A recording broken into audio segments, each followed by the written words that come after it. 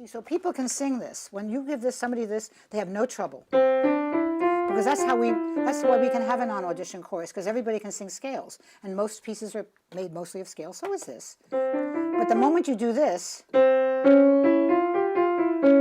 change just one note. That one note, it throws people, especially if they've never heard an Arabic scale. And you can't just do that by rote. You can just say, okay, just let's sing that over and over again. But I like to go, well, no, let's take the scale and let's flatten that note and see if we can hear that. So I try to teach people how to hear it again, to hear it so that when they hear it again, they can, or see it again, they can sing it. So those intervals are fairly easy, getting up to a fourth. But then when you do this, you take the fourth and you do this, that interval is very unusual. That's called the tritone. There was 3 whole steps. 1 whole step, 2 whole steps, 3 whole steps. And most people think, oh gosh, I'll never learn it. But once you do this, oh yeah, because that's where it's going. So, and you put it in a tonal basis, you put some tonality, some chords under it, then it starts making sense. This interval is terrible. People are saying, I'll never learn that interval. That's crazy. But you say, okay, sing the octave. Now sing it down 1. Okay, now do it. Then you fill it in. And then you say, I've danced all night. And there's even a mnemonic for it. So, so you can teach these things. You don't have to go over them and over them to learn them by rote. The tritone is he loves the tritone.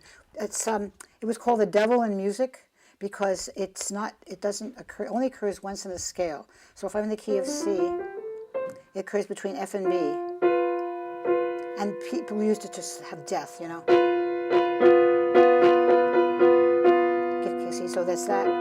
It's very difficult to sing. It's between a fourth and a fifth. So the people are going to have to get used to doing that, Then he uses the tritone, and he loves this chord,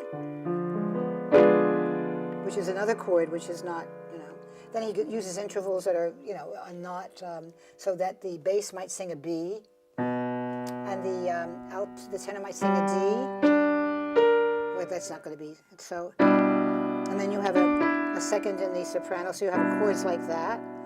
People are just not used to that sound, and so you have to get them used to it.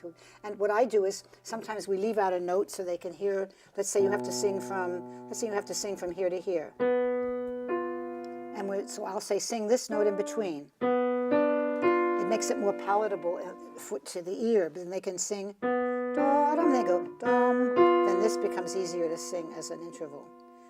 So there are little tricks of trying to get some of these strange intervals and strange ways of organizing notes.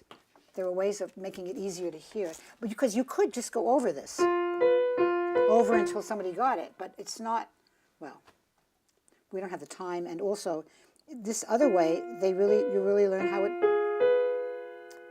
and then if you do exercises, after a while there's a wonderful exercise. So you do that, and all of a sudden, oh yeah, that's easy to sing, or easier.